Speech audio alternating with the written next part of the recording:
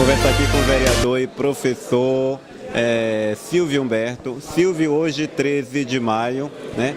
Abolição da escravatura, mas o que mais nos preocupa é o que veio depois, né? O 14 de maio, que aconteceu, né? Com os negros após essa abolição, né? Que você possa falar aqui para os nossos ouvintes do nosso programa Conversa Online. Meu caro Ivan, eu não me canso de dizer em relação ao 13. O 13 foi fruto da nossa luta. A luta foi tão grande que precisaram inventar a princesa para dizer que nós fomos libertados pela princesa. Então hoje eu solicitei aqui na Câmara um minuto de silêncio, a todos e a todas aquelas pessoas que desde o primeiro momento lutaram contra os horrores da escravidão. Deram suas vidas, deram seu tempo, deram o seu bem mais precioso que é a vida. Né? E isso a gente tem sempre que louvar, porque a gente não pode esquecer que foi uma abolição formal. O problema nosso nunca foi o 13 de maio. O problema foi o dia que se seguiu, ou seja, o mais longo dos dias que ainda não se findou. Se hoje aqui na Câmara de Salvador nós precisamos de Estatuto da Igualdade Racial para promover, para dar passo em direção à igualdade racial para valer, e o fato de Salvador ainda ser, os dados do IBGE estão mostrando a capital mais desigual racialmente do país. Então é uma cidade que tem 83% da população se declara preta ou parda e é a pior racialmente para a população negra, ou seja, não é o paraíso da população negra, que poderia ser. Não é por quê? Porque o racismo que estruturou a escravidão é o racismo que permanece estruturando o pós-escravidão. Se tivesse igualdade de oportunidades, esse país, esse estado, essa cidade estaria em outro patamar. A gente estaria falando de outras coisas. As pessoas morreriam menos e viveriam melhor. A nossa juventude estaria, como diria Steve Biko, viva e orgulhosa. E nós não estamos. Então, por isso que a gente luta. Não só aqui, em qualquer lugar que houve escravidão. É uma característica nossa lutar antes, durante e vai lutar sempre, até que a igualdade seja alcançada. Esse final de semana também, no sábado, 38 anos da passagem de Bob Marley, né, que passou na vida como um meteoro, mas deixou um brilho muito intenso com suas músicas. E ele tem uma música que ele fala do bárbaro, ele diz, vamos empurrar de volta o bárbaro para o muro. E lá ele diz, ergam-se lutadores feridos, porque amanhã vocês precisam voltar para lutar novamente. Então a gente precisa continuar lutando pelo aquilo que nós acreditamos, e assim o que é bom para a população negra termina sendo bom para todo mundo. Basta ver o que são as cotas. Então quando eu vejo hoje esses cortes, os cortes na educação, isso tem nome, sobrenome, tem endereço. Vai bater na casa daquele pedreiro, vai bater na casa da lavadeira, vai bater na casa daquele trabalhador que se esforçou, né, para manter o filho na escola, aquele jovem que terminou, que é o orgulho da família, aquela menina que é o orgulho da família. Esse corte tem endereço, porque eles de fato não aceitam essa mistura. Eles não aceitam assim que a gente chama dessa igualdade de oportunidade, que são passos. Aumentou sensivelmente a presença negra e dos indígenas nas universidades. Quem ganhou com isso? Todos nós. Porque até o mercado se movimenta, né? Porque as pessoas estão indo para as universidades. Isso ganha o mercado consumidor, que tem pessoas mais qualificadas. Então, assim, os ganhos são incomensuráveis. Agora, por que não fez? Porque o racismo tira o racismo gera privilégios. E nós estamos vivendo numa cidade de privilégio para as pessoas brancas, né?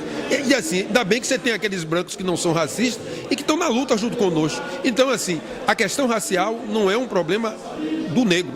A questão racial é um problema da sociedade que precisa ser resolvida. Agora, o dia 14, quem está pagando a conta somos nós. É importante um projeto como o da Steve Biko para amenizar esse sofrimento, essa situação, principalmente dos jovens negros, Silvio?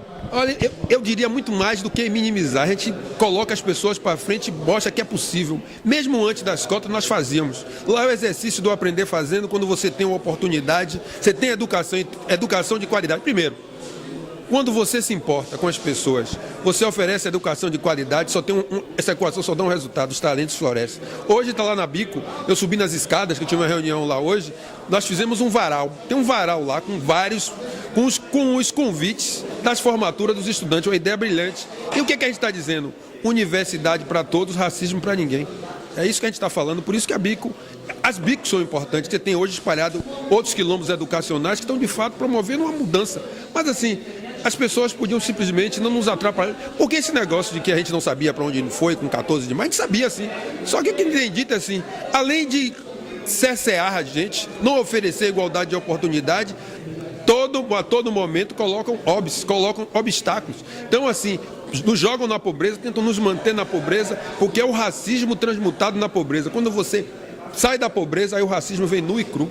Então, assim, a gente vence a pobreza porque a pobreza você sai até individualmente. Uma pena que nós não ganhamos no final de semana a Mega Sena, mas aquilo é uma forma, né? A outra, a gente sabe que é trabalhando tal, né? Que às vezes você trabalha e não vê nada, como diz Edson Gomes. As pessoas, assim, tem gente que não trabalha, vive só de rendas e está aí se dando bem. Mas o que a gente está dizendo é que o racismo impede, literalmente, que as pessoas sejam plenas, que as pessoas usem plenamente as suas capacidades. Imagine se a gente não tivesse racismo e pudéssemos explorar essa diversidade étnico-racial que nós somos, as pessoas simplesmente pudessem ser pessoas. Qual é a diferença que faz a cor dos seus olhos, cara? Nenhuma. Mas a cor da sua pele, infelizmente, ainda faz. Mas não é pra você. Hoje eu estava assistindo um filme que eu recomendo a todo mundo. O ódio que você semeia. E lá, numa das passagens, o cara diz assim, porque a negritude é vista como uma arma. A negritude, a cor da sua pele, para as pessoas, para o sistema, a gente é visto como uma arma. E é uma arma e o corpo que não conta. Então, o filme fala da violência policial. De um jovem negro que é assassinado porque pegou uma escova de sapato, quando levantou a escova, o cara deu 2, 3 tiros. E o filme vai falando sobre isso. Então, assim, a gente ainda tem luta, não é pra gente esmorecer. Você que é jovem, eu sempre dou um conselho. Primeira coisa que você tem que fazer, goste de você. Isso é importante, você ter autoestima, você gostar de você. Acredite em você, né? Respeitar a sua família. Não é respeitar, mas não é só sua família, pai e mãe, não. Digo assim, eu penso sempre na família e a comunidade, aquela coisa mais ampla, porque você tem famílias que não tem pai e mãe. Você tem família que é formada só de mulheres. Então você respeite quem respeita você. E também, na hora da educação, primeiro lugar, estude. Segundo lugar, você estuda. Terceiro lugar, você estuda. Porque isso é educação, é a mola mestre que faz as coisas funcionarem. Porque é por isso que eles tentam nos tirar da educação. Então, estudar para a gente que é preto, pobre, da periferia, é um ato político, é um ato de rebeldia. Por isso, quer rebelar? Estude. Quer ter conhecimento? Aí quer que tudo seja seu e nada deles? O caminho é com a educação. Silvio, eu estava ouvindo uma música de Edson Gomes que disse que o país é culpado, né? E, de fato, né, acho que se não fosse a Steve Biko, acho que eu não estaria aqui tão empoderado, né, tão cheio, né, dessa propriedade que hoje eu tenho. E a Steve Biko foi o divisor de água na minha vida quanto da autoestima, né? Porque a ascensão do negro incomoda. A pergunta é por que ainda a ascensão do negro incomoda? Porque a sociedade ainda está... infelizmente, estruturada pelo racismo. Se o racismo tira a sua humanidade, você não vai reconhecer que existe um ser humano na sua frente. Então não é essa ideia de preconceito, por isso que eu estava debatendo aqui. Que preconceito? Preconceito é uma ideia preconcebida sobre o outro. Você conhece as pessoas negras e acha que é inferior. E o que a gente está dizendo é o contrário, assim, nós não somos. Nós somos pessoas e temos o direito de existir. Nós temos plena... Não é um problema de capacidade. O problema de você é capaz. E mesmo a capacidade, ela não nasce em árvore, ela precisa ser estimulada, ela precisa ser cultivada, ela precisa ser ensinada. Se eu dou as mesmas condições, não tem jeito, os talentos florescem. Agora, eu não dou as mesmas condições à população negra. Por que 17% consegue e a gente não consegue? É uma questão de número? Não é. É uma questão de o que eu dou a um. Se eu dou a Ferrari a um e dou uma bicicleta a outro, diz assim, quem chegar no final da paralela, quem chegar no aeroporto primeiro leva.